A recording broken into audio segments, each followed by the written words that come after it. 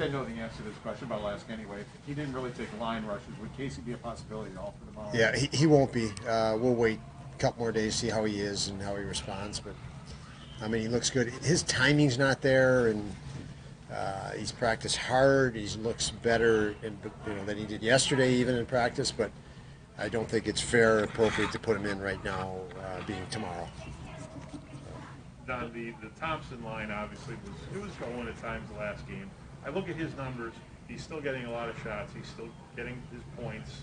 The goals have kind of dried up a little. You just look at it as sometimes a little puck luck, or where do you think? Yeah, I think for Tomer, I mean, I've known Tomer for a long time now, and he has goal-scoring talent, but he has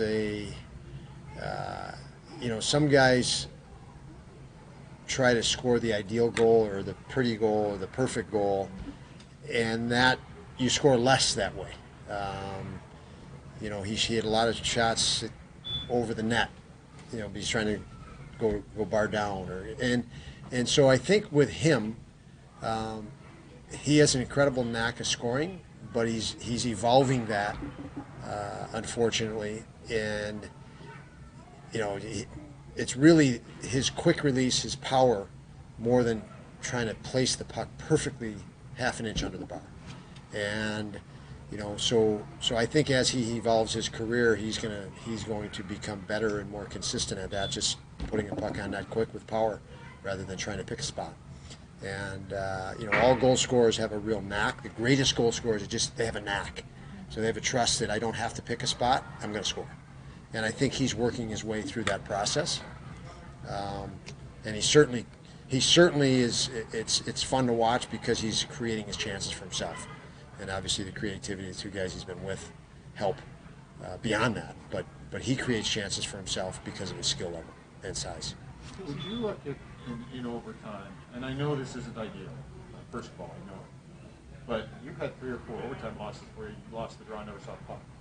Would you consider putting your best draw out there when the draw just happened to go to the bench? We did do that earlier, and we were successful at it. And then, I think we had our draw guy out there in Pittsburgh and lost that draw and lost right away. So yes, that's still up for consideration. They did that, I think, the other night. I think they had Boone Jenner out there. They won it. He went right off. If I'm correct on that, yeah, it was a systematic breakdown in overtime, even though we lost the draw. But yeah, I mean that's an obvious consideration to throw your best centerman out there, or your hottest centerman in our case, in a game. Go ahead. Casey Fitzgerald played 20 minutes the other night. Yeah. Probably wasn't his best game, but in certain situations, is it important to just keep running a guy like him out there? Yeah, Casey. Casey, another guy, him and Tage were on the same team I had at the U.S. program. So, again, another guy I've known for a long time. He brings something to our group beyond, just a defenseman. His bite, his grit, his, there's not many guys his size in the NHL that want to actually make eye contact with him when he's gritty. And that's impactful in a game. So we love that component and aspect to him. He's aggressive on gaps. We want our team to be aggressive on gaps. He's aggressive killing plays. He doesn't back off a play. So he does a lot of things that we want, we like. And for him, it's getting acclimated now to the size, strength, and speed of the league, because that's the only thing he hasn't had is repetition at that.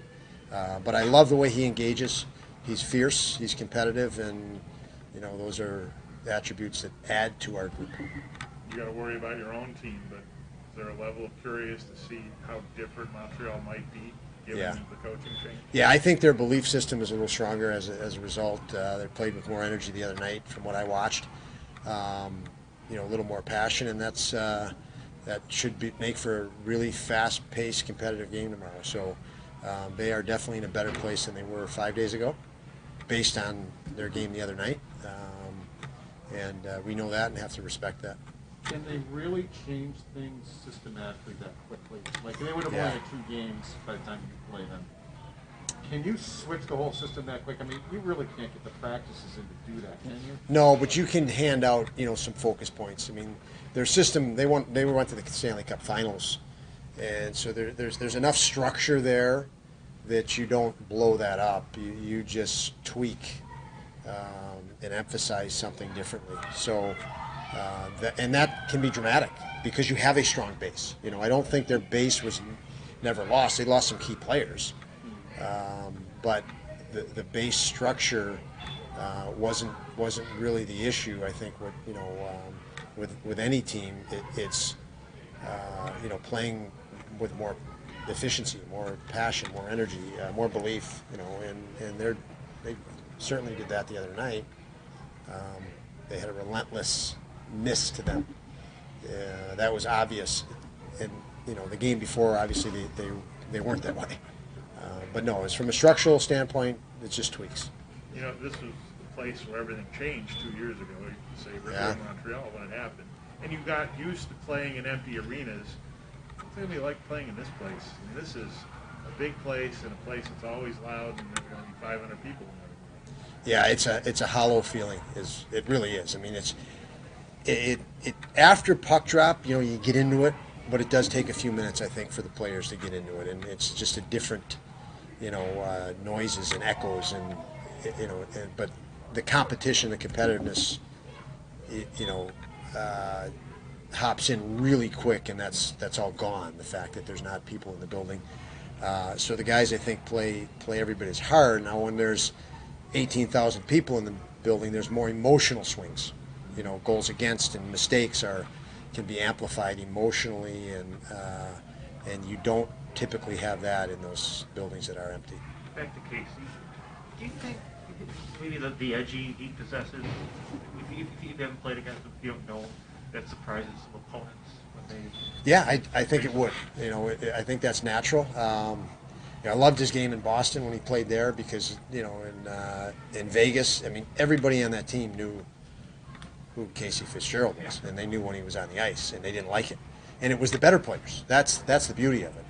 We can play him against better players, and they're looking over their shoulder and they're chirping all the way back to the bench, so they're preoccupied with him, and he feeds on that. He'll just go right back at the guy, and again, that adds to our group. That's what we want.